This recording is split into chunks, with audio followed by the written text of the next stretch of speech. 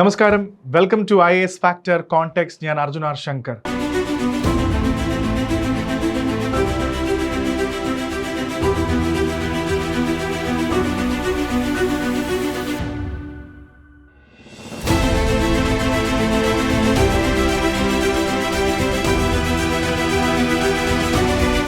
ഒരു ജനത തെരുവിലേക്കിറങ്ങി ഒരു ഭരണകൂടത്തെ താഴെ എറിയുന്നത്, വലിച്ച് താഴെ ഇടുന്നത് അത്ര രസമുള്ളൊരു കാഴ്ചയൊന്നുമല്ല.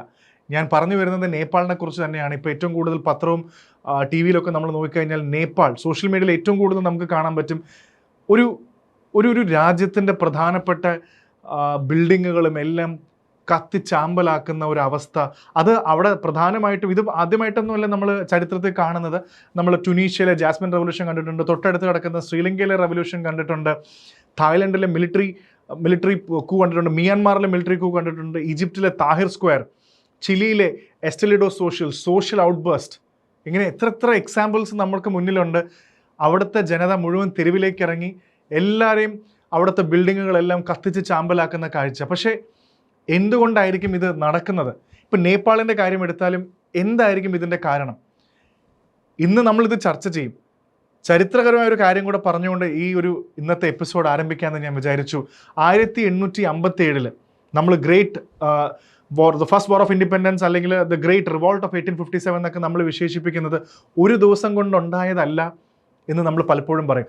അതിനൊരു കാരണം, ആ കാലത്ത് നമ്മുടെ ഇന്ത്യൻ സോൾജേഴ്സിന് ഗ്രീസ്ഡ് കാട്രിഡ്ജ്, ഈ പിഗിൻ്റെയും കൗവിൻ്റെയൊക്കെ ഫാറ്റുള്ള ഗ്രീസ് കാട്രിഡ്ജ് കടിച്ചു മുറിച്ച് ഫയർ ചെയ്യേണ്ട ഒരു അവസ്ഥ വന്നതുകൊണ്ട് ഒരു ഇമ്മീഡിയറ്റ് കോസ് നമ്മൾ പലപ്പോഴും പറയുമെങ്കിലും അങ്ങനത്തെ ഒരു റിവോൾട്ട് ഉണ്ടാവാൻ വർഷങ്ങളുടെ കാത്തിരിപ്പുണ്ടായിരുന്നു. ആൾക്കാരുടെ ഉള്ളിൽ അത്രയ്ക്കധികം ഫ്രസ്ട്രേഷനും ഒരു വീർപ്പുമുട്ടൽ. ഫൈനലി ഒരു ദിവസം നമ്മൾ കുപ്പിക്കകത്ത് അടച്ചിട്ട് വിട്ട് ഒരു ദിവസം തുറന്നിടുക എന്ന് പറയുന്ന പോലെ ഒറ്റയടിക്ക് അത് പുറത്തേക്ക് വരുന്നത് പോലെയാണ്. ഇറ്റ്സ് എ സഡൻ ഔട്ട്ബേസ്റ്റ് എന്നാണ് പറയുന്നത്. ഒരു തരത്തിൽ മിക്ക ജനാധിപത്യ രാജ്യങ്ങളും അല്ലെങ്കിൽ പല രാജ്യങ്ങളും നോക്കുകയാണെങ്കിലും ഇങ്ങനത്തെ ഒരു ഫെനോമിനൻ കാണാൻ പറ്റും, ഒരവസ്ഥ. എവിടെയോ നേപ്പാളിൻ്റെ അവസ്ഥയും ഇത് തന്നെയാണ്. ഒരു ദിവസം കൊണ്ട് ഇപ്പം നേപ്പാളിലുണ്ടായത് വെറും സോഷ്യൽ മീഡിയയുടെ പേരിലുണ്ടായ പ്രശ്നമാണ്, ജെൻസി കുട്ടികളാണ് ഈ പ്രശ്നം ഉണ്ടാക്കിയതെന്നൊക്കെ പറയുമ്പോഴും എവിടെയോ ഉള്ളിൽ തിളച്ചിരുന്ന കുറേ ദേഷ്യവും കുറേ ഫ്രസ്ട്രേഷനും ഒരു ദിവസം പുറത്തു വന്നതാണ് നമ്മൾ സത്യം പറഞ്ഞാൽ ഇത് കണ്ടത്.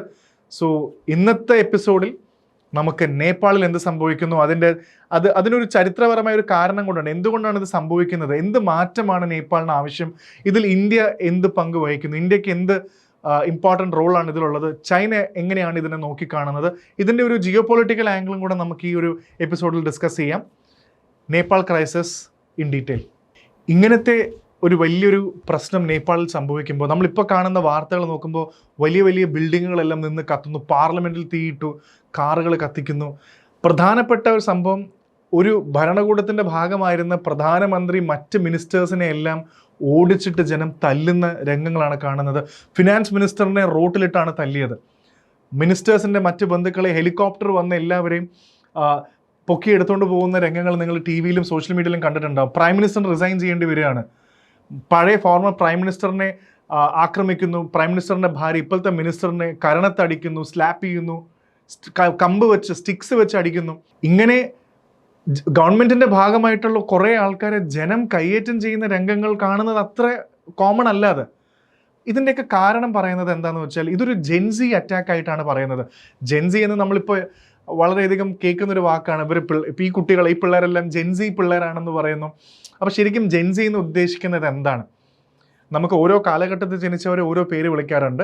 ഒരു മിഡ് 1990s എന്ന് വേണമെങ്കിൽ പറയാം. പലയിടത്തും പല ഡെഫിനിഷനാണ്. എന്നാലും 95, 96, 97 വർഷങ്ങളിൽ ജനിച്ച തൊട്ട് 2010 വരെ ജനിച്ച ഒരു കാലഘട്ടത്തിൽ വരുന്ന ആൾക്കാരെയാണ് നമ്മൾ ജെൻസി കുട്ടികളെന്ന് വിളിക്കുന്നത്. അല്ലെങ്കിൽ ഇവരെ Z അല്ലെങ്കിൽ സൂമേഴ്സ് എന്ന് വിളിക്കാറുണ്ട്.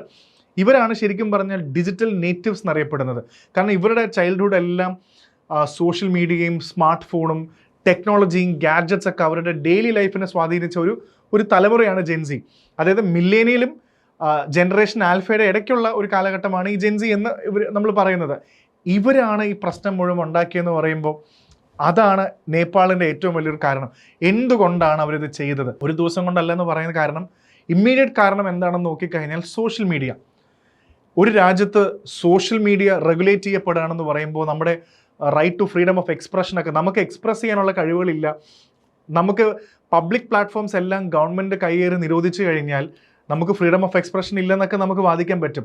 ഇവിടെയും ഗവൺമെൻറ് ചെയ്തത് എന്താണെന്ന് വെച്ചാൽ 26ഓളം ഓൾമോസ്റ്റ് 26ഓളം സോഷ്യൽ മീഡിയ പ്ലാറ്റ്ഫോം, നമ്മുടെ ഫേമസ് ആയിട്ടുള്ള Facebook, Instagram, Twitter, YouTube, Snapchat, ഇങ്ങനെയുള്ള ഈ പറയുന്ന സോഷ്യൽ മീഡിയകളെല്ലാം ബാൻ ചെയ്തു, കംപ്ലീറ്റ്ലി ഒരു ബ്ലോക്ക് ചെയ്തു. കാരണം അവിടുത്തെ നേപ്പാളിലെ മിനിസ്ട്രി ഓഫ് കമ്മ്യൂണിക്കേഷൻസ് ഒരു ഡെഡ് ലൈൻ കൊടുത്തു. ഈ കാണുന്ന എല്ലാ സോഷ്യൽ മീഡിയ പ്ലാറ്റ്ഫോംസിനോടും അവരുടെ ഇതിലേക്ക് രജിസ്റ്റർ ചെയ്യാൻ പറഞ്ഞു. ഇവർ വേണ്ട രീതിയിൽ രജിസ്ട്രേഷൻ നടത്തിയില്ല.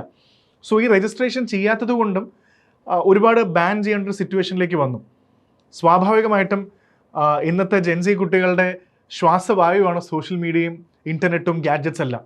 ഇന്നിപ്പോൾ എല്ലാവർക്കും ഇതില്ലാതെ വളരെ ബുദ്ധിമുട്ടായൊരു കാലഘട്ടമായി. ഇവരിതിനെ ഗവൺമെൻറ്റിൻ്റെ കടന്നുകയറ്റമായിട്ടാണ് വ്യാഖ്യാനിച്ചത്. കാരണം നമ്മുടെ സ്വന്തം ഗവൺമെൻറ് നമുക്ക് എക്സ്പ്രസ് ചെയ്യാൻ പറ്റുന്നില്ല, സോഷ്യൽ മീഡിയ ഉപയോഗിക്കാൻ പറ്റുന്നില്ല എന്നുള്ളൊരു പ്രധാന കാര്യം, ഇത് വലിയൊരു സംഭവമായി മാറി. ഈവൻ അവിടുത്തെ സുപ്രീം കോടതി വരെ പറഞ്ഞു ഇത് ബാൻ ചെയ്യണം, പ്രോപ്പറായിട്ട് റെഗുലേഷൻ കൊണ്ടുവരണം.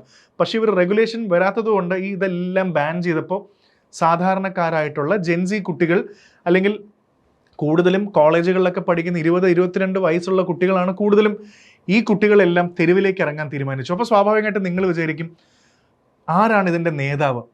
ഇങ്ങനൊരു ക്രൈസിസ് വരുമ്പോൾ നമ്മൾ വിചാരിക്കില്ല ഏത് ഗ്രൂപ്പാണ് ഇത് ലീഡ് ചെയ്യുന്നത്, ഒരു നേതാവോ അങ്ങനെ ആരെങ്കിലുമൊക്കെ ഇതിനുണ്ടോ? ഇത് വളരെ ഓർഗാനിക് ആയിട്ടാണ് തുടങ്ങിയത്. അതായത് സോഷ്യൽ മീഡിയയിൽ ചെറിയ #, ക്യാമ്പയിനുകളൊക്കെ. ഇവിടെ നമ്മൾ വളരെ ഓർത്തിരിക്കേണ്ട വളരെ പ്രസക്തമായിട്ടുള്ളൊരു കാര്യമാണ്. നമ്മൾ ഇന്ന് സമൂഹ മാധ്യമത്തിൽ ഏറ്റവും കൂടുതൽ മാധ്യമങ്ങൾ ചർച്ച ചെയ്യുന്നൊരു വാക്കാണ് നെപ്പോ കിഡ്സ്, നെപ്പോട്ടിസം എന്നൊക്കെ പറയുന്നത്. ഇപ്പോൾ സിനിമകളൊക്കെ കേട്ട് നിങ്ങൾക്കും ഈ വാക്ക് വളരെ സുപരിചിതമായിരിക്കും. ഈ നെപ്പോ കിഡ്സ്, നെപ്പോട്ടിസം എന്ന് പറയുമ്പോൾ പൊതുവെ പൈസക്കാരൻ അല്ലെങ്കിൽ പോപ്പുലർ ആയിട്ടുള്ള ഒരാളുടെ മകൻ വരുമ്പോൾ ഈസി ആയിട്ട് വരുന്നു, അവൻ നെപ്പോ കിഡ് ആണല്ലോ, വലിയ പൈസക്കാരൻ്റെ മകനാണല്ലോ, അല്ലെങ്കിൽ ഓൾറെഡി എല്ലാ ഉള്ളവൻ്റെ മകനാണല്ലോ അല്ലെങ്കിൽ മകളാണല്ലോ എന്നൊക്കെ പറയുന്ന ഒരു ഫീലിംഗ് ഉണ്ട്. ഈ #, നെപ്പോ കിഡ്സ് അല്ലെങ്കിൽ ദ നെപ്പോ ഫെനോമിനൻ എന്ന് പറയുന്ന സംഭവം ഇവിടെ നമ്മൾ നേപ്പാൾ ക്രൈസിസിൽ പഠിക്കണം.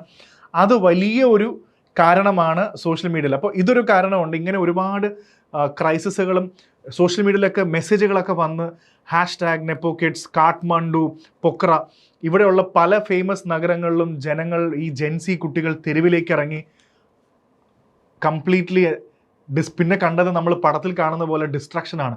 നിങ്ങൾക്കിത് കാണുന്ന പോലെ കാറ് കത്തിക്കുന്നു, ബിൽഡിങ്സ് കത്തിക്കുന്നു, നേപ്പാളീസ് പാർലമെൻറ്റ് ബിൽഡിങ്ങിലേക്ക് കടന്നു കയറി ആക്രമിച്ചു, മിനിസ്റ്റേഴ്സിനെ എല്ലാം ഓടിച്ചിട്ട് തല്ലി. ഇതും ഇങ്ങനെയൊക്കെ സംഭവിക്കും. നിങ്ങൾ ചിലപ്പോൾ ഇത് കാണുമ്പോൾ ആലോചിക്കാം, ഒരു രാജ്യത്ത്, ഒരു നേപ്പാൾ കഴിഞ്ഞ കുറച്ച് നാളുകളായിട്ട് ഇത്രയും പ്രശ്നങ്ങളൊന്നും ഇല്ലാതിരിക്കുമ്പോൾ പെട്ടെന്നൊരു ദിവസം രാവിലെ നേപ്പാൾ ഇങ്ങനെ വാർത്തയിൽ വരുമ്പോൾ ഇങ്ങനെയൊക്കെ സംഭവിക്കുമോ? അപ്പോൾ ഇനി ഇതാണ് ഇതിൻ്റെ സംഭവം. നമുക്കിതായിട്ട് ബന്ധപ്പെട്ട മറ്റു കാര്യങ്ങൾ നോക്കുമ്പോൾ എന്താണ് ശരിക്കും അവിടെ നടന്നത്, ഇതിൻ്റെ ഒരു കോഴ്സ് ഓഫ് ഇവൻ്റ് എന്താണെന്നും കൂടെ നമുക്ക് ചർച്ച ചെയ്യാം. ഇതിൽ പ്രധാനമായിട്ട് ഓർക്കേണ്ടത് ഇവിടുത്തെ prime minister KP Sharma Oli resign ചെയ്ത വേറെ വഴിയില്ല, റിസൈൻ ചെയ്തു. പിന്നെ നമ്മൾ നേരത്തെ കഥയിൽ പറഞ്ഞ കുറേ ക്യാരക്ടേഴ്സ്, ഇപ്പോൾ അർസൂർ റാണ ദ്യൂബെ, അവിടുത്തെ പ്രധാന മിനിസ്റ്റർ, പഴയ former prime minister Sher Bahadur ദ്യൂബയുടെ വൈഫാണ്. ഇവരെയാണ് സ്ലാപ്പ് ചെയ്തതും അടിച്ചതും. വിഷ്ണു പ്രസാദ് എന്ന് പറഞ്ഞ ഫിനാൻസ് മിനിസ്റ്ററെയാണ് സ്ട്രീറ്റിൽ അവർ തല്ലിയത്. ബാക്കിയുള്ളവരെല്ലാം ഹെലികോപ്റ്റേഴ്സ് എടുത്തുകൊണ്ട് പോയി നമ്മൾ കണ്ടു. ഹെലികോപ്റ്റേഴ്സിൽ ഈ പടത്തിൽ കാണുന്ന പോലെ എല്ലാവരും എടുത്ത് രക്ഷിച്ചുകൊണ്ട് പോവുകയാണ്. അതും പ്രോപ്പർ ഇവാക്യുവേഷൻസ് പോലും അല്ല. അപ്പോൾ ഇതിൻ്റെ കാരണമുണ്ടെങ്കിലും നേപ്പാൾ കംപ്ലീറ്റ്ലി തകർന്നു. ആരാണ് നേപ്പാൾ ഇപ്പോൾ കൺട്രോൾ ചെയ്യുന്നത്? മിനിസ്ട്രി ഉണ്ടോ? ഇവിടെ ഒരു ഗവൺമെൻറ് ഉണ്ടോ? ആരാണ്? അപ്പോൾ പ്രധാനമായിട്ടും നമ്മളിവിടെ കാണുന്നത് ആർമിയാണ് ഇവിടെ മെയിനായിട്ട് മുന്നിൽ നിൽക്കുന്നത്. പക്ഷെ മറ്റ് രാജ്യങ്ങൾ പാകിസ്ഥാനെ പോലെയുള്ള ആർമി കയ്യേറുന്ന മാത്രമല്ല, ഇവിടെ പ്രസിഡന്റ് ഉണ്ട്. സോ പ്രസിഡന്റ് ഡെഫിനറ്റ്ലി ഒരുപാട് തീരുമാനങ്ങൾ എടുക്കുന്നുണ്ട്. ആർമി വളരെ പിവട്ടലായിട്ടുണ്ട്. ബാക്കി മിനിസ്ട്രിയിലെ ആൾക്കാരെല്ലാം പല സ്ഥലത്തും ഒളിവിലാണ്. പല ആൾക്കാരും വേറെ എവിടേക്കോ ഒളിച്ചോടിപ്പോയി. KP Sharma Oli prime minister സ്ഥാനം റിസൈൻ ചെയ്തിട്ടുണ്ടെങ്കിൽ അദ്ദേഹം കെയർ ടേക്കർ പ്രൈം മിനിസ്റ്ററാണ്. പ്രസിഡന്റ് ഉണ്ട്, ആർമി ഉണ്ട്. ഇവരാണ് പ്രധാനപ്പെട്ട തീരുമാനങ്ങളെല്ലാം ഇവിടെ എടുക്കുന്നത്. അപ്പോൾ ഇങ്ങനൊരു സംഭവം വരുമ്പോൾ ഡെഫിനറ്റ്ലി ഇനി അടുത്തൊരു സൊല്യൂഷൻ എന്താണെന്ന് ചോദിച്ചു കഴിഞ്ഞാൽ എങ്ങനെയെങ്കിലും ജെൻസി ഇവരായിട്ടുള്ള പ്രശ്നം സോൾവ് ചെയ്ത്, ഇതിപ്പോൾ ഒരു സോഷ്യൽ മീഡിയയിൽ അവസാനിക്കുന്ന കാര്യമല്ല. ഇതുകൊണ്ടാണ് ഞാൻ 1857 കാര്യം പറഞ്ഞത്. ഒരുപാട് കാരണങ്ങളുടെ, ഞാൻ നേരത്തെ ഒരു എക്സാമ്പിൾ പറഞ്ഞു, ഒരു കുപ്പി തുറന്നു കഴിഞ്ഞാൽ പെട്ടെന്ന് തുറന്നു കഴിയുമ്പോൾ എല്ലാം കൂടെ പുറത്ത് ചാടിയതുപോലെ ഒരുപാട് വർഷത്തെ ഫ്രസ്ട്രേഷൻസും കാര്യങ്ങളും നേപ്പാളീസ് കുട്ടികൾ, ജെൻസികൾ പ്ലസ് ഇങ്ങനെയാണല്ലോ ഒരു വലിയൊരു സമരം നടക്കുമ്പോൾ, വലിയൊരു പ്രൊട്ടസ്റ്റ് വരുമ്പോൾ, ഇതിൽ നിങ്ങൾ പല ഇൻ്റർനാഷണൽ മീഡിയ റിപ്പോർട്ട് ചെയ്തിട്ടുണ്ടാവും, കുറേ കുട്ടികളൊക്കെ ഇത് കാണാൻ വേണ്ടിയാണ് വന്നിരിക്കുന്നത്. ഈ ബിൽഡിങ്ങുകളെല്ലാം തല്ലി തകർക്കുന്നതും തീ വെക്കുന്നതും കാണാൻ വേണ്ടി വന്ന കോളേജുകളിൽ നിന്ന് വന്ന ഒരുപാട് കുട്ടികളുണ്ട്. കാണുന്നവരെ എല്ലാം അടിക്കുക. അപ്പോൾ ഇങ്ങനത്തെ ഒരു അനാർക്കി സിറ്റുവേഷൻ ക്രിയേറ്റ് ചെയ്യുമ്പോൾ ഇത് തിരിച്ച് നേപ്പാളിനെ പഴയ രീതിയിലേക്ക് കൊണ്ടുപോകാമെന്ന് പറയുന്നത് വലിയൊരു ബുദ്ധിമുട്ടുള്ളൊരു കാര്യമാണ്. അപ്പോൾ എന്തൊക്കെ കാര്യങ്ങൾ കൊണ്ടാണ് ഒരു ദിവസം പെട്ടെന്ന് ഫ്രസ്ട്രേഷൻസ് പുറത്തു വന്നത്, നമുക്ക് അത് ഡിസ്കസ് ചെയ്യാം. അതിൽ പ്രധാനപ്പെട്ട ഒരു ടോപ്പിക്കാണ് നെപ്പോ ഫെനോമിനൻ. നമുക്ക് നെപ്പോ ഫെനോമിനൻ ഒന്ന് ഡിസ്കസ് ചെയ്യാം. ഇത് വേറെ പ്രത്യേകിച്ച് ഒരു ഫെനോമിനൻ ഒന്നുമല്ല.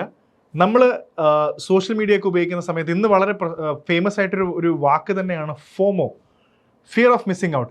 ഇവിടെ പല കുട്ടികളും സോഷ്യൽ മീഡിയ ഒക്കെ ഉപയോഗിക്കുന്ന കാണുമ്പോൾ നമ്മുടെ ഫ്രണ്ട് കുറച്ചുകൂടെ നല്ല സ്ഥലത്താണ്, അവനൊരു ഇൻ്റർനാഷണൽ ട്രിപ്പ് പോയി അല്ലെങ്കിൽ വലിയൊരു കാറ് വാങ്ങിച്ചു എന്നൊക്കെ ഇത് സോഷ്യൽ മീഡിയയിൽ ഇങ്ങനെ ഫ്ലോണ്ട് ചെയ്യും. കണ്ടോ എൻ്റെ പുതിയ കാർ, വിത്ത് മൈ കാർ, #. ഇതൊക്കെ കാണുമ്പോൾ എവിടെയോ ഒന്നും ആവാതെ പോയ ചില ആൾക്കാർക്ക് നമുക്ക് തോന്നും ഒന്നും ആയില്ലല്ലോ ഇവരൊക്കെ. അത് പലപ്പോഴും സോഷ്യൽ മീഡിയ ഉപയോഗിച്ച് തന്നെ വളരെ പെട്ടെന്ന് ഈ ഫോമോ പിടിപെടും. ഇവിടെ വന്ന പ്രധാന കമ്പാരിസൺ എന്താണെന്ന് വെച്ചാൽ ഉള്ളവനും ഇല്ലാത്തവനും തമ്മിലുള്ള ആ വലിയ അന്തരമാണ്, the haves and have not. ഇവിടെ നേപ്പാളിൽ ഒരു ചെറിയ ഒരു പെർസെൻറ്റേജ് വലിയ പണക്കാരായിട്ടുള്ള, പ്രത്യേകിച്ച് ഗവൺമെൻറ്റിൻ്റെ ഈ മിനിസ്ട്രിയിലും ഇതിൻ്റെയൊക്കെ ഭാഗമായ സിസ്റ്റത്തിൻ്റെ ഭാഗമായ ഒരുപാട് പൈസയുള്ള ആൾക്കാരുടെ മെസ്സേജുകളും ഈ പോസ്റ്റുകളും കണ്ടാണ് ഇവിടുത്തെ ജെൻസി കുട്ടികൾക്ക് മെയിൻലി ഇത് തോന്നിയത്. കാരണം ഇത് പ്രധാനമായിട്ടും ഒരു മന്ത്രിയുടെ മകൻ, അദ്ദേഹത്തിൻ്റെ സിഗ്നേച്ചർ കാറും സ്ഥലങ്ങളും ഒരു ക്രിസ്മസ് ട്രീയും ലക്ഷറി ബ്രാൻഡും ഇതൊക്കെ കാണിച്ച ഫോട്ടോകളും, ഇവിടുത്തെ ഗവൺമെൻറ്റിൻ്റെ ഭാഗമായിട്ടുള്ള വലിയ ആൾക്കാരുകളെല്ലാം ഇതാണ് കാണുന്നത്. ബാക്കിയുള്ളിടത്തെല്ലാം സാധാരണക്കാരന് വേണ്ടത്ര സൗകര്യങ്ങൾ, ഓർഡിനറി സിറ്റിസൻസിനൊന്നും ഈ ലക്ഷറീസ് ഒന്നും ഇല്ല. അപ്പോൾ ഒരു ചെറിയൊരു ശതമാനം ആൾക്കാർ മാത്രം ഇത്രയും ചെയ്ത് ഇതൊക്കെ സോഷ്യൽ മീഡിയയിൽ ഫോട്ടോ ഇടുമ്പോൾ സ്വാഭാവികമായിട്ടും ഇവിടെയുള്ള ആൾക്കാർക്ക് ഇത് ഇഷ്ടപ്പെട്ടില്ല, ജെൻസി കുട്ടികൾക്ക് തീരെ ഇഷ്ടപ്പെട്ടില്ല. അവരിത് കണ്ടത് എനിക്കിതൊന്നും ചെയ്യാൻ പറ്റുന്നില്ലല്ലോ, അല്ലെങ്കിൽ എനിക്ക് കാറുകളോ അല്ലെങ്കിൽ ഡിസൈനർ ബ്രാൻഡുകളൊന്നും ഉപയോഗിക്കാൻ പറ്റില്ലെന്നൊന്നുമല്ല, നമ്മുടെ ഗവൺമെൻറ്റിൻ്റെ പൈസ നമുക്ക് വേണ്ടി സ്പെൻഡ് ചെയ്യേണ്ട, സാധാരണ ജനത്തിന് വേണ്ടി സ്പെൻഡ് ചെയ്യേണ്ട പൈസ ഇവർ സ്പെൻഡ് ചെയ്യാതെ ഇവർ അതിനകത്തുനിന്ന് തട്ടിപ്പും വെട്ടിപ്പും ഒക്കെ നടത്തി ഈ മണിയൊക്കെ സൈഫൺ ഓഫ് ചെയ്തെടുത്തിട്ട് ഇവരുടെ സ്വന്തം ആവശ്യത്തിന് ഉപയോഗിക്കുക എന്ന് കാണുമ്പോൾ അവിടെ ഇവരെല്ലാം നെപ്പോ ഫെനോമിനൻ. ഈ കുട്ടികളെല്ലാം നെപ്പോ കിഡ്സ് ആണ്. നമുക്ക് കിട്ടേണ്ട സൗകര്യങ്ങളാണ് ഇവർക്ക് കിട്ടുന്നതെന്ന് പറയുന്ന ഈ ഒരു ഫീലിംഗ് ആണ് ഇവർക്ക് സഹിക്കാൻ പറ്റിയത്. അതുകൊണ്ടാണ് നേപ്പാളിൽ ഏറ്റവും കൂടുതൽ ട്രെൻഡ് ചെയ്ത ഹാഷ്ടാഗ്സ് ആണ് നെപ്പോ kids, #നെപ്പോ kids, #നെപ്പോ babies, merit over legacy. ഇതൊക്കെ വളരെ ട്രെൻഡ് ചെയ്ത ഹാഷ്ടാഗുകളാണ്. പിന്നെ ഇതെവിടെയോ ഒരു ഫോമോ ക്രിയേറ്റ് ചെയ്തിട്ടുണ്ടോ എന്ന് ചോദിച്ചാൽ അത് വളരെയധികം, ഈ ഒരു ഫിയർ വളരെയധികം ഇവിടുത്തെ ജെൻസി കുട്ടികളിൽ ഇത് വളരെ എഫക്റ്റ് ചെയ്തിട്ടുണ്ട്. ഇതാണ് അവിടെ നടന്ന നെപ്പോ ഫെനോമിനൻ. പ്ലസ് സോഷ്യൽ മീഡിയയും കൂടെ ആകുമ്പോൾ പിന്നെ ബ്ലോക്ക് ചെയ്ത് കഴിഞ്ഞപ്പോൾ പിന്നെ പറയേണ്ട ആവശ്യമില്ല. ഇപ്പോൾ നേരത്തെ ഞാൻ പറഞ്ഞു ഒരുപാട് ഒരു ഫ്രസ്ട്രേഷൻ്റെ ഭാഗം ഈ വേണ്ടത്ര സംഭവങ്ങൾ കിട്ടുന്നില്ല, നെപ്പോ ഫെനോമിനൻ തന്നെയാണ്. അടുത്ത പ്രധാനപ്പെട്ട ഒരു സംഭവം, അത് വലിയൊരു സംഭവം തന്നെയാണ്. കാരണം ഇവിടുത്തെ യൂത്ത്, ജെൻസി കുട്ടികളെ കുറിച്ചാണ് നമ്മൾ പറയുന്നത്, ജെൻസി വിഭാഗത്തിനെ കുറിച്ചാണ് നമ്മൾ പറയുന്നത്. പക്ഷേ ഇവിടെയുള്ള നേപ്പാളിൻ്റെ മൊത്തത്തിലുള്ള എഡ്യൂക്കേഷൻ അല്ലെങ്കിൽ എംപ്ലോയ്മെൻറ്റ്, ജോലി സാധ്യതകൾ, ഇവിടുത്തെ മൊത്തം ജനസംഖ്യയുടെ 20% ആൾക്കാർക്ക് ജോലിയില്ല, അൺഎംപ്ലോയിഡ് ആണ്. അത് വലിയൊരു റേറ്റ് തന്നെയാണ്. 20% ആൾക്കാർക്ക് ജോലിയില്ല എന്ന് പറയുമ്പോൾ വേൾഡ് ബാങ്കിൻ്റെ റിപ്പോർട്ട് അനുസരിച്ച് സൗത്ത് ഏഷ്യൻ രാജ്യങ്ങളുടെ പോപ്പുലേഷൻ കമ്പാരിസൺ നടത്തുമ്പോൾ അത് വലിയ കൂടുതൽ തന്നെയാണ്. കൂടുതൽ ആൾക്കാരും പുറത്തുപോയി ജോലി എടുക്കുന്ന ആൾക്കാരാണ്. നമ്മുടെ ഇന്ത്യയിൽ തന്നെ നമ്മുടെ റെസ്റ്റോറൻറ്റ് സെഗ്മെൻറ്റ് നോക്കുകയാണെങ്കിലും ഏറ്റവും കൂടുതൽ നമുക്ക് കാണാൻ പറ്റും നമ്മുടെ നാട്ടിലെ ബ്യൂട്ടി പാർലേഴ്സും സലൂൺസിൽ വർക്ക് ചെയ്യുന്ന ഒരു വലിയൊരു ശതമാനം ആൾക്കാരും നേപ്പാളിൽ നിന്ന് വരുന്ന പെൺകുട്ടികളും ആൾക്കാരും ഇവിടെ വർക്ക് ചെയ്യുന്നുണ്ട്. അങ്ങനെ മലേഷ്യ, ഗൾഫ് രാജ്യങ്ങളിലെല്ലാം നേപ്പാളീസ് പുറത്തുപോയി ജോലി ചെയ്യുകയാണ്. 2024 കണക്ക് മാത്രം പറയുന്നത് ഏകദേശം 7.5 ലക്ഷത്തോളം ആൾക്കാർ പുറത്തുപോയി വർക്ക് ചെയ്യുന്നു. അപ്പോൾ സ്വാഭാവികമായിട്ടും നേപ്പാൾ എക്കോണമി എങ്ങനെയായിരിക്കും? നമ്മളൊരു റെമിറ്റൻസ് എക്കോണമി എന്ന് പറയുന്ന പോലെ കേരളത്തിൽ നിന്ന് ഗൾഫിൽ നിന്ന് ഇങ്ങനെ പൈസ വരുന്നുണ്ടല്ലോ, അവിടെ പോയി കഷ്ടപ്പെട്ട് പൈസ ഇന്ത്യയിലേക്കാണ് വരുന്നത്. അപ്പോൾ റെമിറ്റൻസ് ഇങ്ങനെ പൈസ വന്നുകൊണ്ടിരിക്കുകയാണ്. അപ്പോൾ നേപ്പാൾ ഹെവിലി ഇവരുടെ വരുമാനത്തിലാണ് ഇവർ രാജ്യത്തിൻ്റെ എക്കോണമി ഡിപ്പെൻഡ് ചെയ്യുന്നത്. ഇനി വിശ്വസിച്ചാലും ഡെഫിനറ്റ്ലി നിങ്ങൾക്ക് ഒരു പോയിന്റ് ഉണ്ട്, 33% ഓഫ് ദിസ് എക്കോണമി നേപ്പാളിൻ്റെ ഏതാണ്ട് 1/3 എന്ന് പറയുന്ന എക്കോണമി 33% GDPയുടെ മുഴുവൻ റെമിറ്റൻസ് ആണ്. അപ്പോൾ കൂടുതൽ ആൾക്കാർ ഇൻഫോർമൽ സെക്ടറിൽ വർക്ക് ചെയ്യുന്ന, കഷ്ടപ്പെട്ട് ജോലി ചെയ്യുന്ന, അപ്പോൾ സ്വന്തം നാട്ടിൽ ഒരു ജോലിയും ചെയ്യാൻ നിവൃത്തിയില്ല. ഇത് ആദ്യമായിട്ട് സംഭവിക്കുന്നില്ല. കാരണം നേപ്പാളിൻ്റെ ചരിത്രം എടുത്ത് നോക്കിയാൽ തന്നെ നമുക്ക് മനസ്സിലായി. ഈ ഫ്രസ്ട്രേഷൻ ഒരു ദിവസം കൊണ്ടല്ല. ഇവിടെ ആദ്യം മൊണാർക്കി ആയിരുന്നു, രാജഭരണം വന്നു, പിന്നീട് മാറി എത്ര മാവോയിസ്റ്റുകൾ, പല പല ഭരണങ്ങൾ ഇങ്ങനെ മാറി മാറി മാറി വന്ന ആൾക്കാർക്കൊന്നും ഗവൺമെൻറ്റിന് തന്നെ സ്റ്റെബിലിറ്റി ഇല്ല വർഷങ്ങളായിട്ട് ഇവിടെ. അപ്പോൾ ആൾക്കാരുടെ അവസ്ഥ പറയണ്ടല്ലോ. അപ്പോൾ ഇതൊരു വലിയൊരു ഘടകമാണ്, വലിയൊരു ഫ്രസ്ട്രേഷൻ വരാനുള്ള കാര്യമാണ്. ഇവിടുത്തെ ആൾക്കാർക്കൊന്നും ജോലി ഇല്ല എന്നുള്ള വലിയൊരു സങ്കടം. പിന്നെ ഡെഫിനറ്റ്ലി പോവർട്ടി, ബുദ്ധിമുട്ട് അവിടെ ഒരുപാട് വലിയൊരു ഇത് തന്നെയാണ്. പിന്നെ ഇൻഫ്ലേഷൻ, വിലക്കയറ്റം, ഫുഡ് സാധനങ്ങളാണെങ്കിലും മെഡിക്കൽ കാര്യങ്ങളാണെങ്കിലും എഡ്യൂക്കേഷൻ ആണെങ്കിലും അങ്ങനത്തെ പ്രോപ്പറായിട്ടുള്ള സിസ്റ്റം ഒന്നും ഇവിടുത്തെ ആൾക്കാർക്ക് കിട്ടുന്നില്ല. നേപ്പാളിൽ കാഠ്മണ്ഡുക്ക് അടുത്ത് ഒരുപാട് ആൾക്കാർ, നിങ്ങൾ ബീഹാറിൻ്റെ അടുത്തുള്ള ഗ്രാമങ്ങളിലേക്ക് പോയി കഴിഞ്ഞാൽ, ഞാൻ പേഴ്സണലി കണ്ടിട്ടുണ്ട്, ഈ ബീഹാറിൻ്റെ അടുത്ത ഗോപാൽഗഞ്ച് പോലത്തെ ഒരുപാട് സ്ഥലങ്ങളുണ്ടാവും. അത് അവർ എല്ലാവരും മെയിനായിട്ടുള്ള ആ സ്ഥലത്തുള്ള ആൾക്കാരെല്ലാം, ഇന്ത്യക്കാരെല്ലാം ഡിപ്പെൻഡ് ചെയ്യുന്നതും പഠിക്കുന്നതും എല്ലാം കാഠ്മണ്ഡുവിലാണ്. നമുക്ക് പോയി വരാൻ എളുപ്പമുള്ളതുകൊണ്ട് അവിടുത്തെ പല ആൾക്കാരും ഇങ്ങോട്ടും വരുന്നുണ്ട്. അപ്പോൾ ഇത്രയും ഒരു സംഭവം ഉള്ളതുകൊണ്ട് തന്നെ ഇത് വലിയൊരു ഫാക്ടറാണ്. ഈ എക്കണോമിക് ആംഗിൾ, ഞാനിപ്പോൾ പറഞ്ഞ ഈ എക്കണോമിക് ആംഗിൾ ഫ്രസ്ട്രേഷൻ്റെ പ്രധാന കാരണത്തിൽ ഒന്നാണ്. അവിടുത്തെ ജനത്തിൻ്റെ ഇടയിൽ ഓൾറെഡി ഒരു പ്രശ്നമുണ്ട്. അടുത്ത പ്രധാനപ്പെട്ട ഒരു ആസ്പെക്റ്റ് എന്ന് പറയുന്നത് പൊളിറ്റിക്കലാണ്. കാരണം ഇവിടെ ആദ്യം രാജഭരണം, വർഷങ്ങളോളം രാജഭരണമായിരുന്നു. രാജഭരണം 2008 സമയം രാജഭരണം കഴിഞ്ഞു, ഒരു ഡെമോക്രാറ്റിക് റിപ്പബ്ലിക്കായി ഇവർ മാറി. അടുത്ത പ്രധാന പ്രശ്നം നമ്മൾ ഇന്ത്യ ബ്രിട്ടീഷുകാർ 1947 ശേഷം നമ്മൾ ഇന്ത്യ ഫേസ് ചെയ്ത വലിയൊരു സംഭവമുണ്ട്. ഇഷ്ടം പോലെ ഇന്ത്യയിൽ പ്രിൻസ്ലി സ്റ്റേറ്റുകൾ, അതായത് രാജവംശങ്ങൾ ഇഷ്ടം പോലെയുണ്ട്, പ്രിൻസ്ലി സ്റ്റേറ്റ്സുകളുണ്ട്, കൊട്ടാരങ്ങളും രാജാക്കന്മാരും ഒരുപാട് പ്രശ്നങ്ങൾ ഇവിടെ ഉണ്ടായിരുന്നു. ഇവരെല്ലാം ഇന്ത്യ എന്ന് പറയുന്ന ഒരു യൂണിയനിലേക്ക് കൊണ്ടുവരണം. അതത്ര എളുപ്പമുള്ളൊരു പരിപാടി ആയിരുന്നില്ല. ഇവിടെയും അതേപോലെ തന്നെ. ഇവിടെ എത്നിക് ട്രൈബുകൾ വളരെ കൂടുതലാണ്. 125ഓളം എത്നിക് ട്രൈബുകളുണ്ട് നേപ്പാളിൽ. അവരുടേതായിട്ടുള്ള ഇൻഡിവിജ്വൽ സ്റ്റൈലൊക്കെയുള്ള, അവരുടെ കൾച്ചറൊക്കെയുള്ള വളരെ ഡീപ്പായിട്ടുള്ള 125ഓളം ട്രൈബ്സ് ഉണ്ട്. പല വിഭാഗം ആൾക്കാർ, ഇപ്പോൾ തരു, മാധേസി, കുറേ ഗ്രൂപ്പുകളുമുണ്ട്. ഒരു പുതിയ ഡെമോക്രാറ്റിക് സിസ്റ്റം കൊണ്ടുവരുമ്പോൾ നമ്മൾ ഫെഡറലിസം എന്നൊക്കെ പറയുന്ന പോലെ നല്ലൊരു സെൻട്രൽ ഗവൺമെൻറ്റും താഴെയുള്ള സ്റ്റേറ്റ് ഗവൺമെൻറ്റുകളും നമ്മൾ കോപ്പറേറ്റീവ് ഫെഡറലിസം, ഫിസിക്കൽ ഫെഡറലിസം എന്നൊക്കെ വാക്കൊക്കെ നമ്മൾ ഉപയോഗിക്കാറുണ്ട്. വളരെ നല്ലൊരു സിസ്റ്റം, നല്ലൊരു സ്നേഹത്തിൽ പോയാൽ മാത്രമേ, ഒരു നല്ല ഫ്ലെക്സിബിൾ സിസ്റ്റം ആവണം. എന്നാലേ മാത്രമേ സെൻട്രൽ ഗവൺമെൻറ് സ്റ്റേറ്റ് ഗവൺമെൻറ്റൊക്കെ ഒരു നല്ലൊരു യൂണിറ്റിയിൽ പോകാൻ പറ്റണം നമുക്ക്. ഇവിടെ പ്രശ്നം എന്താണെന്ന് വെച്ചാൽ, ഇത്രയും ഡൈവേഴ്സ് ആയിട്ടുള്ള നേപ്പാളി സിസ്റ്റത്തിനകത്ത് ഈ സെൻട്രൽ ഗവൺമെൻറ്റിന് ഇവർ വിചാരിച്ച പോലെ മൊണാർക്കിയൊക്കെ മാറി വന്നെങ്കിലും ഇത്രയും വർഷത്തിനിടയിൽ 2015 പുതിയ കോൺസ്റ്റിറ്റ്യൂഷൻ ഉണ്ടാക്കിയവർ, പുതിയ ഭരണഘടന ഉണ്ടാക്കി. പക്ഷേ ഈ ഫെഡറൽ സിസ്റ്റംസ് ഒന്നും വേണ്ടത്ര റെപ്രസെൻറ്റേഷനൊന്നും ആൾക്കാർക്ക് കൊടുക്കാൻ പറ്റുന്നില്ല. ഇവർക്ക് ആ ഒരു ഇന്ത്യ വളരെ എഫക്റ്റീവായിട്ട് നമ്മളത് ചെയ്തെടുത്തു. പക്ഷേ ഈ സിസ്റ്റം നേപ്പാളിന് ചെയ്തെടുക്കാൻ പറ്റുന്നില്ല. പല വിഭാഗം ആൾക്കാരും അണ്ടർ റെപ്രസെൻറ്റഡ് ആണ്. വേണ്ടത്ര റെപ്രസെൻറ്റേഷൻ ഇല്ല, അവർക്ക് പൊളിറ്റിക്കൽ റെപ്രസെൻറ്റേഷൻസ് ഇല്ല. അപ്പോൾ സ്വാഭാവികമായിട്ടും അവർക്ക് നമ്മൾ ഈ രാജ്യത്തിൻ്റെ ഭാഗമാണോ? ഇപ്പോൾ കേരളത്തിൻ്റെതായ പ്രശ്നങ്ങളുണ്ട്. നമുക്ക് സെൻട്രൽ ഗവൺമെൻറ്റിന് വേണ്ടത്ര സപ്പോർട്ടുകൾ തരാതെ വരുമ്പോൾ നമുക്ക് തോന്നില്ല നമ്മൾ ഇന്ത്യയിലെ ഭാഗമായിട്ടും നമുക്ക് വേണ്ടത്ര സപ്പോർട്ടില്ല. അപ്പോൾ കശ്മീരിന് പ്രശ്നങ്ങളില്ലേ, ഇവിടെ ഇന്ത്യയിലെ ബോഡോലാൻഡിൻ്റെ പ്രശ്നങ്ങളില്ലേ, നാഗാലാൻഡിന് പ്രശ്നം, ആസാമിന് പ്രശ്നം, പഞ്ചാബിൽ ഖാലിസ്ഥാൻ പ്രശ്നം, എല്ലാവർക്കും എവിടെയോ ചെറിയ പ്രശ്നങ്ങളുണ്ട്. അതേപോലെ പക്ഷേ വേണ്ടത്ര സപ്പോർട്ട് നേപ്പാളീസ് ഗവൺമെൻറ്റിന് ഇവരെ ഒന്നും റെപ്രസെൻ്റ് ചെയ്യാൻ പറ്റുന്നില്ല. അപ്പോൾ ഈ ഫെഡറൽ സിസ്റ്റത്തിൽ തന്നെ പല ആൾക്കാരും, പല വിഭാഗത്തിലെ ആൾക്കാരും അതൃപ്തരാണ്. പ്രോപ്പറായിട്ടുള്ള ഒരു സന്തോഷത്തിലല്ല ഇവിടെ ജീവിക്കുന്നത്. ഇത് വലിയൊരു പ്രശ്നമാണ്. പൊളിറ്റിക്കലി ഉള്ളൊരു പ്രശ്നം കാരണം തന്നെ ഫ്രസ്ട്രേഷൻ്റെ ലെവൽ വളരെ വളരെ ഹൈ ആണ്. ഇന്ത്യ, ചൈന വളരെ പ്രധാനപ്പെട്ട രണ്ട് ശക്തികൾ തന്നെയാണ്. പക്ഷേ നേപ്പാളിൻ്റെ കാര്യം വരുമ്പോൾ എല്ലാവരും വളരെ പൊസസീവാണ്. ഡെഫിനറ്റ്ലി ഇന്ത്യയായിട്ട് നമുക്കൊരു ഹിസ്റ്റോറിക്കൽ റൂട്ടുണ്ട്.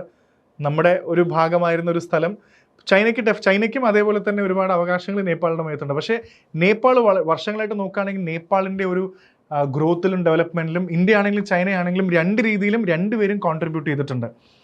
അപ്പോൾ ഈ സമയത്ത് എങ്ങനെയായിരിക്കും ഇന്ത്യ, ചൈന, ഇൻ്റർനാഷണൽ അനലിസ്റ്റുകളൊക്കെ നോക്കിക്കാണുന്നത് ഇന്ത്യ എങ്ങനെയായിരിക്കും? പലരും പറയുന്നത് ഇന്ത്യ ഇതൊരു അവസരമാക്കി എടുത്ത് ചിലപ്പോൾ വേണമെങ്കിൽ ഈ ഇൻസ്റ്റെബിലിറ്റി കണക്കാക്കി നേപ്പാളിനെ കൂടുതൽ കൺട്രോൾ ചെലുത്താൻ ശ്രമിക്കും. നേപ്പാൾ നേപ്പാളിന് ആരോടാണോ കൂടുതൽ ചായവോ ഡെഫിനറ്റ്ലി അവർക്ക് ബെറ്റർമെൻറ്റ് ഉണ്ട്. പക്ഷേ ഇങ്ങനൊരു ശ്രമം ഇന്ത്യ നടത്തുമെന്ന് പറഞ്ഞു. പക്ഷേ ഇന്ത്യ വളരെ കോഷ്യസ് ആയിട്ടാണ് ഈ സിറ്റുവേഷൻ നോക്കുന്നത്. വളരെ അലേർട്ടായിട്ടാണ് ഇന്ത്യ ഇവിടെ സ്റ്റെപ്സ് എടുക്കുന്നത്. ചൈനയും ഇതേപോലെ വളരെ അധികം ചൈന ഒരുപാട് ഇൻവെസ്റ്റ് ചെയ്തിട്ടുണ്ട് നേപ്പാളിൽ. ചൈനയെ സംബന്ധിച്ചോളം ഒരുപാട് ഇൻവെസ്റ്റ്മെൻറ്റ്സ് ഉണ്ട്. ബെൽറ്റ് ആൻഡ് റോഡ് ഇനിഷ്യേറ്റീവിൻ്റെയൊക്കെ ഭാഗമാണ് നേപ്പാൾ എന്ന് പറയുന്നത്. അപ്പോൾ ഈ പറയുന്ന ഇൻസ്റ്റെബിലിറ്റി പ്രശ്നങ്ങളുണ്ടായാൽ ചൈന ഇൻവെസ്റ്റ് ചെയ്ത സ്ഥലങ്ങളും അതിലൊക്കെ പ്രശ്നം വരും. അപ്പോൾ ഈ രണ്ട് രാജ്യങ്ങളും ഇപ്പോൾ ഈ അടുത്ത് KP ശർമ്മ ഒലി തന്നെ ഇന്ത്യയിൽ വന്നു, ചൈനയിൽ പോയി. ഇതൊക്കെ കോയിൻസിഡൻസ് ആയിട്ട് കാണുന്നുണ്ട്, യാദൃശ്ചികമായിട്ട് നടന്നതായിരിക്കാം. പക്ഷേ ഇന്ത്യ ഇതുവരെ ആരെയും അക്യൂസ് ചെയ്തിട്ടില്ല, ആരെയും ഇന്ന ഏജൻസിയാണ് അല്ലെങ്കിൽ ഇന്ന ആൾക്കാരാണ് ഇതിൻ്റെ പുറകിലൊന്നും. രണ്ടുപേരും വളരെ വളരെ ശ്രദ്ധിച്ച് അലേർട്ടായിട്ടാണ് ഇരിക്കുന്നത്. ഇനി രണ്ടുപേരുടെയും ഇമ്പാക്റ്റ് നോക്കുകയാണെങ്കിൽ ഇന്ത്യക്കാണ് കൂടുതൽ ഇമ്പാക്റ്റ് എന്ന് വേണമെങ്കിൽ നമുക്ക് പറയാം. കാരണം നമുക്കാണ് കൂടുതൽ ലാൻഡ് ബോർഡറൊക്കെ, നമ്മൾ നേരത്തെ ഞാൻ പറഞ്ഞ പോലെ ഒരുപാട് ആൾക്കാർ നേപ്പാളും ഇന്ത്യയിലും ഒക്കെ പോയി വന്നിരുന്ന നമ്മുടെ ട്രേഡ്, ബോർഡർ ട്രേഡ് ഇതെല്ലാം എഫക്റ്റഡ് ആയി. സോ വോളിയൂം ഓഫ് ട്രേഡും ഇതൊക്കെ വെച്ച് നോക്കുമ്പോൾ നമുക്ക് വലിയൊരു പ്രശ്നം ഇവിടെ വന്നിട്ടുണ്ട്. നേപ്പാളിലെ പ്രശ്നം നടന്നാൽ അതിൻ്റെ ഇമ്പാക്റ്റ് ഇന്ത്യക്ക് ഡെഫിനറ്റ്ലി ഉണ്ട്. ചൈന നോക്കിക്കാണുന്ന ചൈനയുടെ ഇൻവെസ്റ്റ്മെൻറ്റ്സ്, ചൈന ഇൻവെസ്റ്റ് ചെയ്ത സ്ഥലങ്ങളെല്ലാം സേഫ് ആണോ, വലിയ പ്രശ്നങ്ങളൊന്നും ഇല്ലേ? അപ്പോൾ ഇതിന് മുന്നേ നമ്മുടെ ചരിത്രം നമ്മൾ പരിശോധിക്കുമ്പോൾ ഒരു കാര്യം മനസ്സിലായിട്ടുണ്ട്. ഇതിന് മുന്നേ നേപ്പാളിൽ ഗവൺമെൻറ് ഫോം ചെയ്യാനും കോൺസ്റ്റിറ്റ്യൂഷൻ ഉണ്ടാക്കാനും ഇന്ത്യ വളരെയധികം ഇമ്പോർട്ടൻ്റ് റോൾ വഹിച്ചിട്ടുണ്ട്. അപ്പോൾ ഇന്ത്യയും ചൈനയും രണ്ടുപേരും ഈക്വൽ എൻഡിൽ ഇരിപ്പുണ്ട്. നേപ്പാൾ എന്ത് സംഭവിക്കുന്നു, എങ്ങനെ ഇൻഫ്ലുവൻസ് ചെയ്യുന്നുള്ളത് ഈ രണ്ട് രാജ്യങ്ങളും ഡെഫിനറ്റ്ലി ഇവിടെ നല്ല പ്രഷർ തന്നെ ചെലുത്തും. അപ്പോൾ ഇങ്ങനത്തെ ഞാൻ നേരത്തെ സൂചിപ്പിച്ച ഇത്രയും കാര്യങ്ങൾ, ഇതൊക്കെയാണ് ഇവിടെ ഫ്രസ്ട്രേഷൻസ് ക്രിയേറ്റ് ചെയ്തത്.